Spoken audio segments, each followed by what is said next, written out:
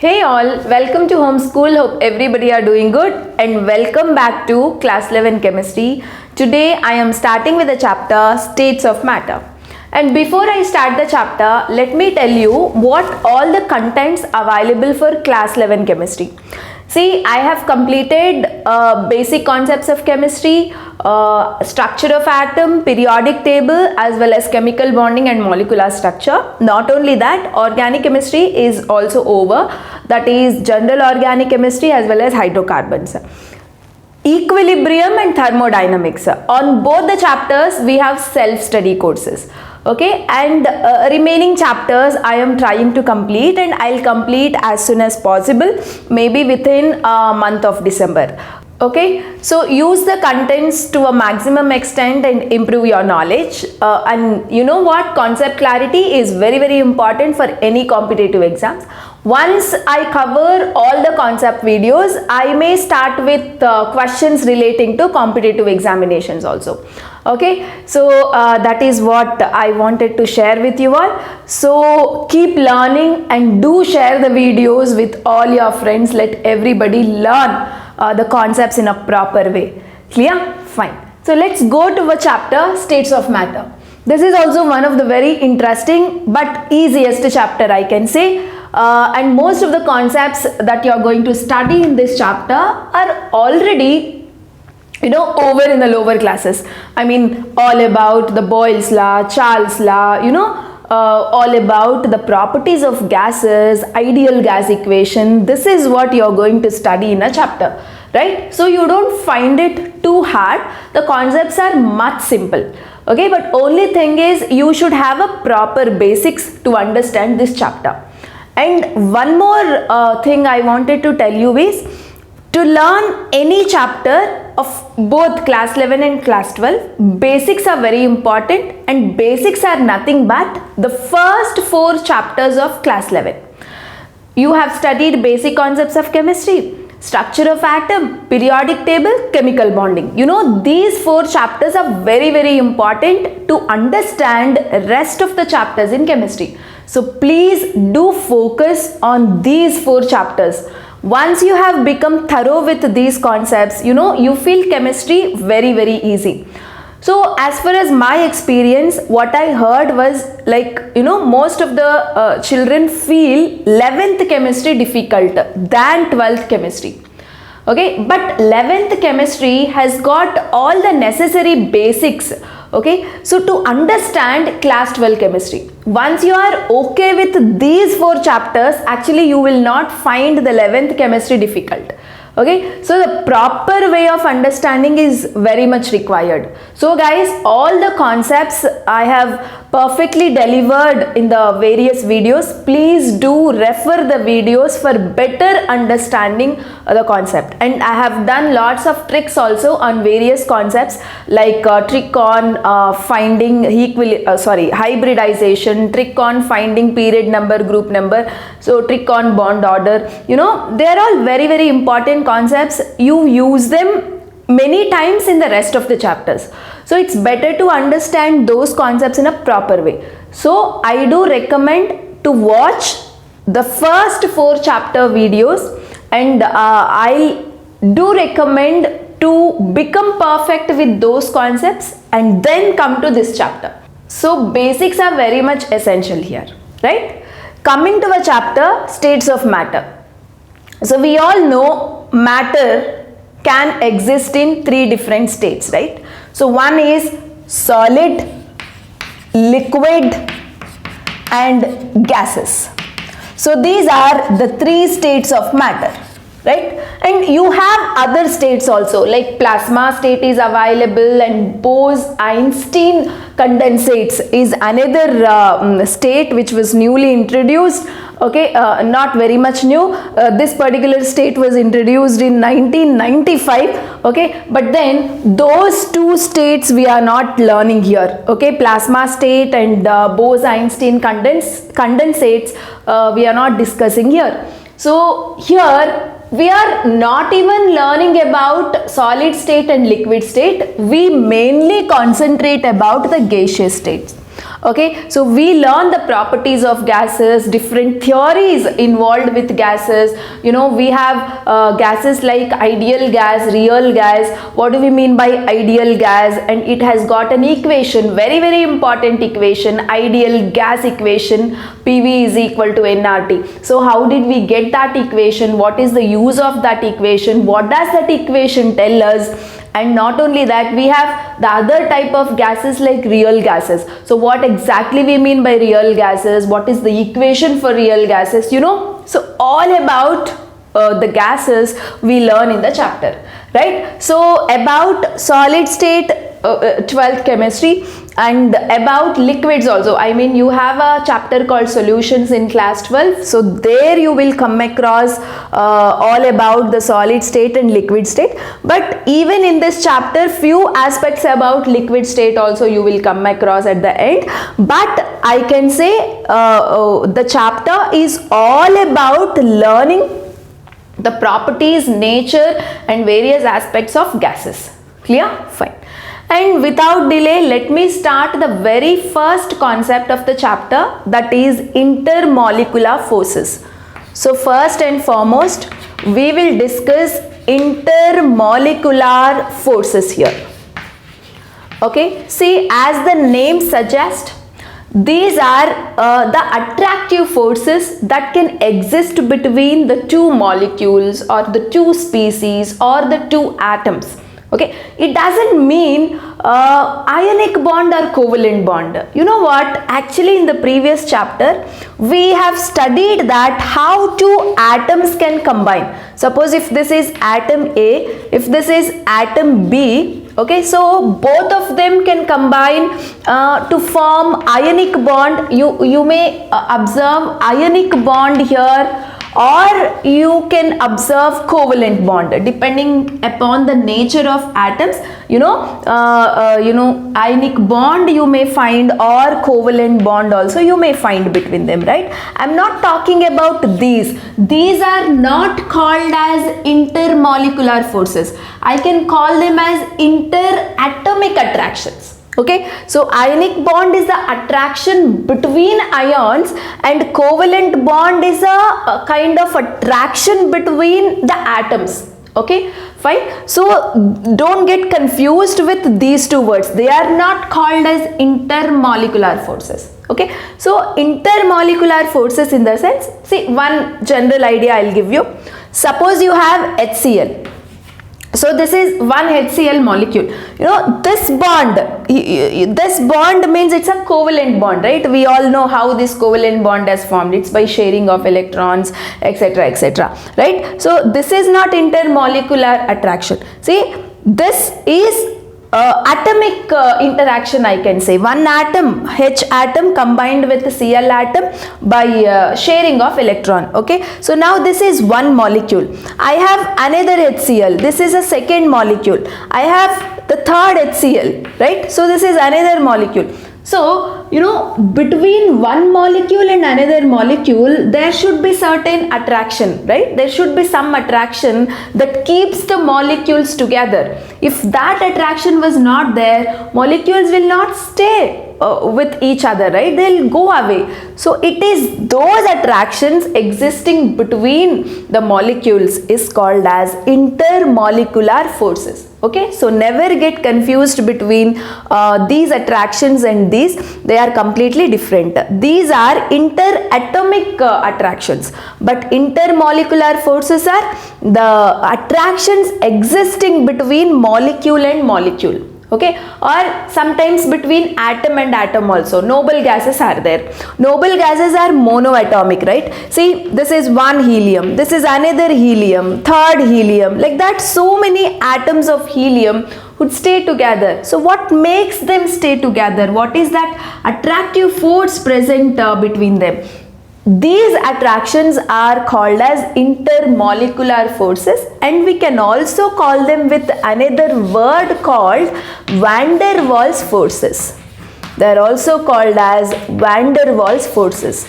You know, van der Waal is a name of a scientist. Okay, so just to give honor for this scientist, these attractions are they were called as van der Waals forces. So now we are going to learn the different types of van der Waals forces. You know, you mainly have 4 types of van der Waals forces. The first one is called dipole-dipole interaction. Dipole-dipole interaction. And second type is the London forces. London is a name of a scientist. Okay, so London is not a place called London here. So there is a scientist called London, so his name was kept for these kind of forces. So they are called London forces, or they can also be called as dispersion forces. So these are also very important. Thirdly, we have dipole and induced dipole interactions. Dipole and induced dipole. This is also very important. And finally, we have hydrogen bonding. So hydrogen bonding you must have learnt in chemical bonding chapter, but then even here let us have some idea about hydrogen bonding. So in this video I am going to give clarity on each and every type of van der Waals forces. Okay, so usually all van der Waals forces are considered as weak attractive forces. Okay, but among these forces, hydrogen bonding is strongest. Hydrogen bonding and dipole-dipole interactions are also considered as strongest attractive forces that can exist between the molecules.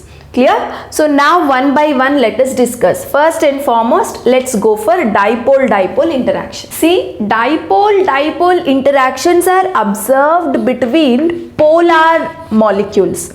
Okay, so suppose if you have a polarity in a molecule, let me take HCl, right? So this is one molecule of HCl. This is another molecule of HCl, HCl. So how one molecule can stay with another molecule? You know, it is because of dipole present in these molecule. It is because of polarity existing in a molecule. So what do you mean by polarity? Because of the electronegativity difference, more electronegative atom pulls the bonded pair of electrons towards itself.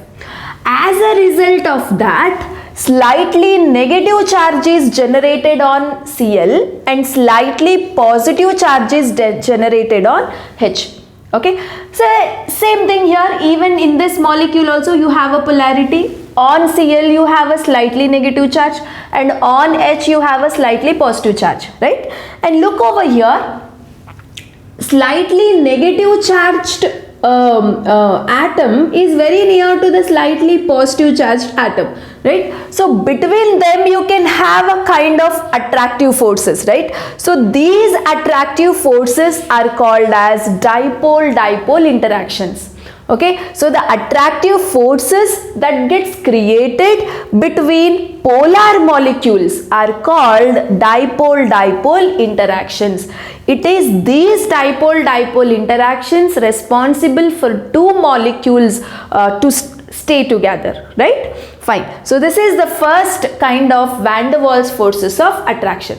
And I can say that these dipole-dipole interactions are quite, strong, because the attractions between the two opposite charged things are always more strong. So among remaining van der Waals forces, this is the strongest attractive force I can say after hydrogen bonding. Clear? Fine.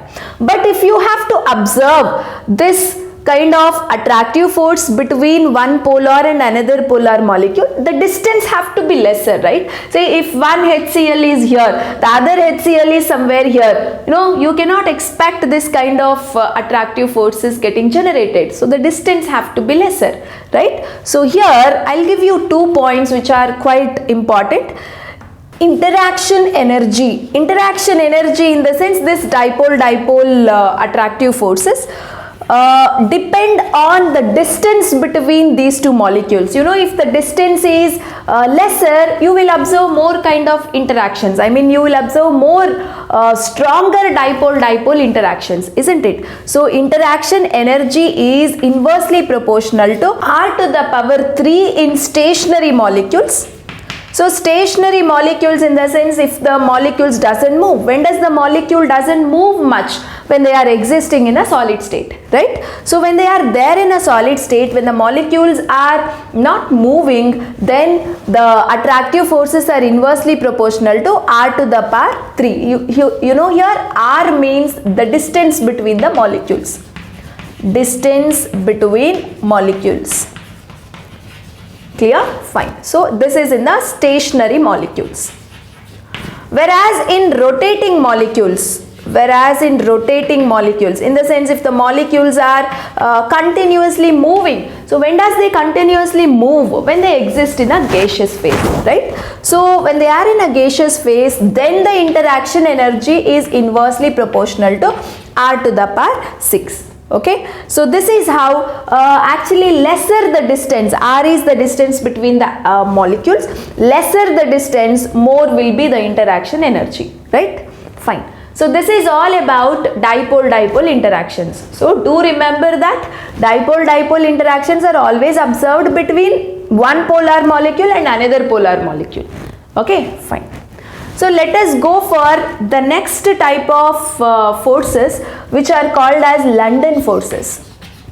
These London forces or dispersion forces are observed between non-polar molecules. If both molecules are non-polar, okay, suppose you have hydrogen gas where this is one H2 molecule, this is another H2 molecule, third H2 molecule. So how do they stay together? You know, here you don't have something like polarity in a molecule, right? So you cannot expect attraction something like this. So what kind of attractions do exist between them? Not only hydrogen, you have noble gases, say helium is there, another helium atom, third helium atom. So how do they stay together? What's the kind of attractive forces you observe between them? What is making them to stay together? You know, it is the attractive forces called London forces.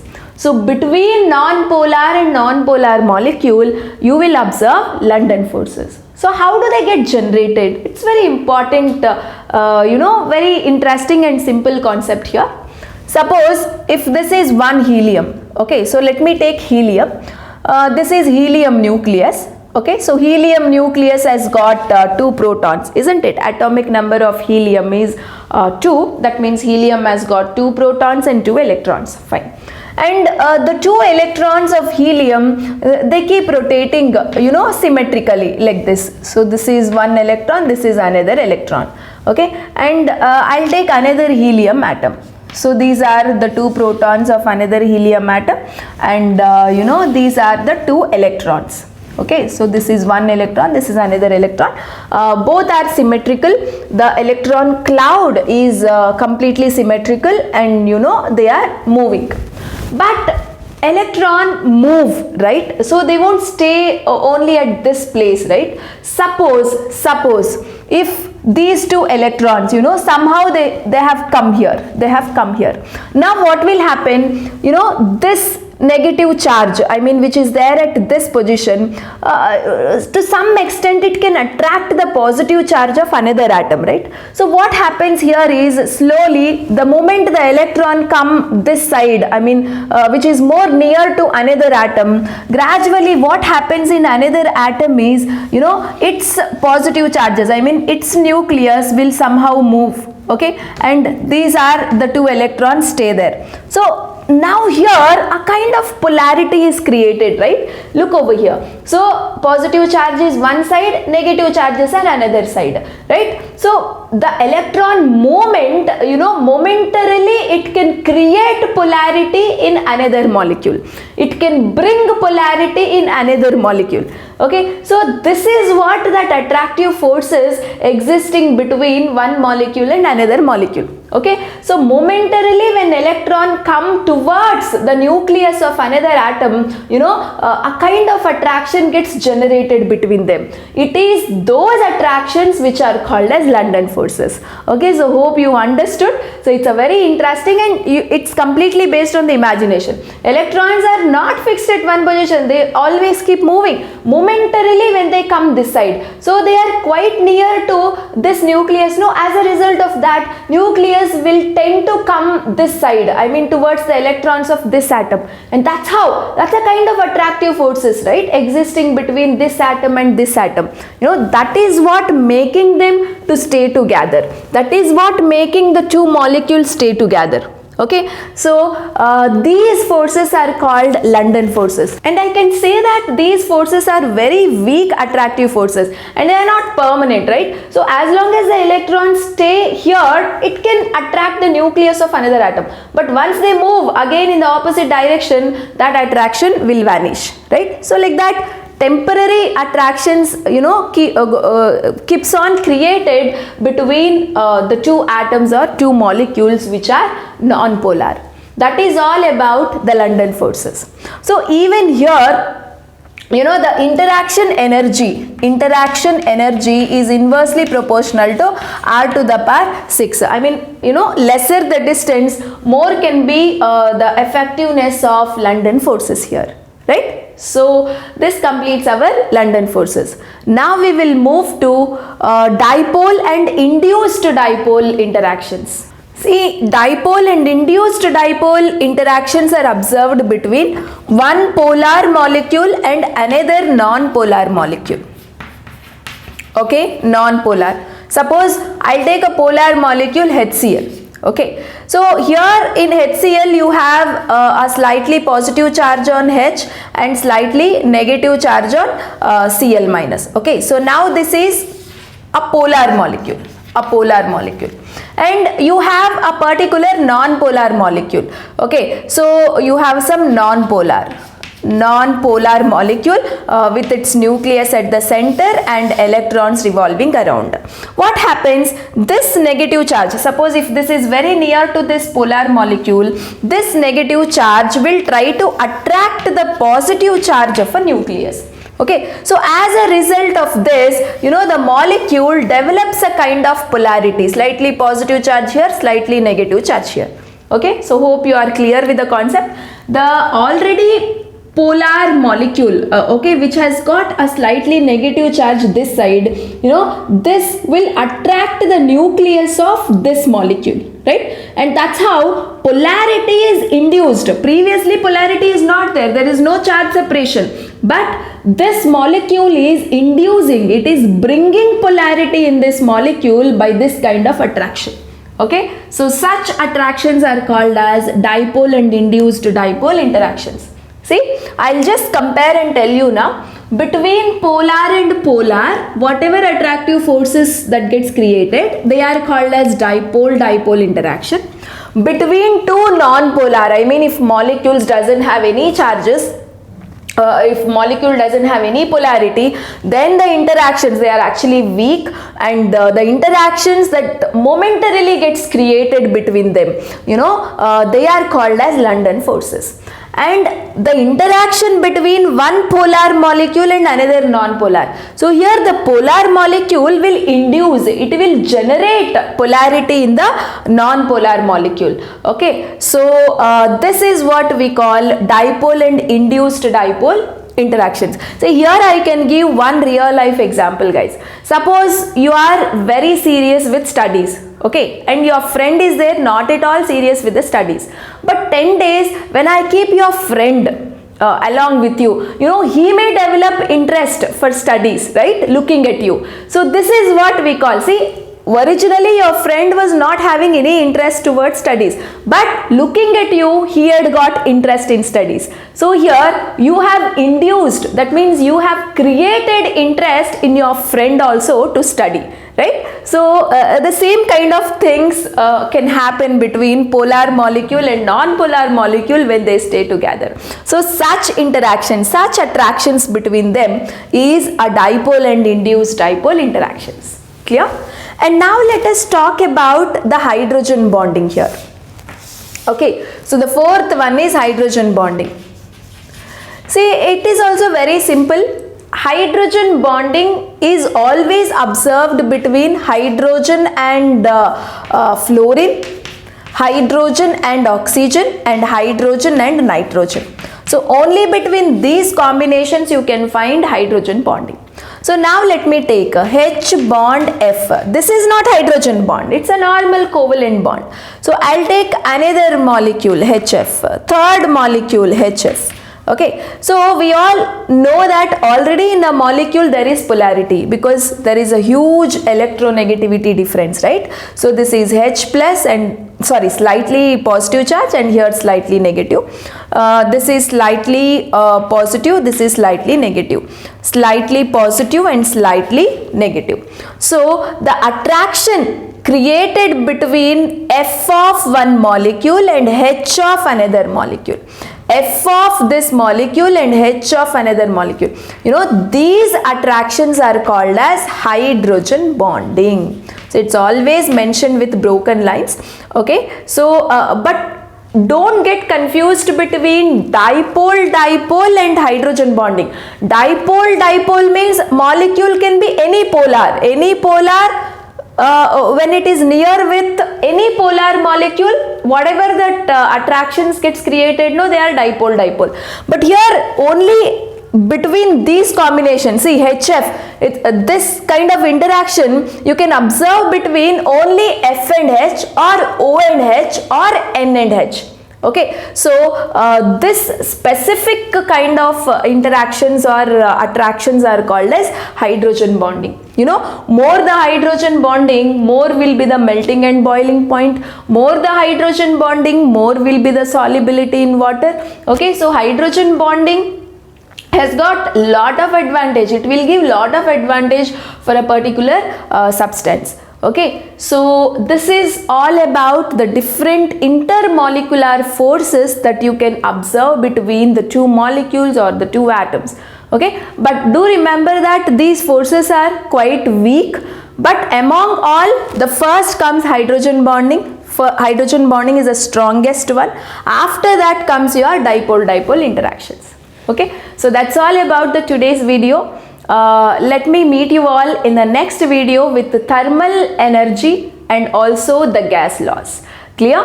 Thank you so much. Keep learning and do share the videos with your friends also. Keep watching and keep learning. All the best.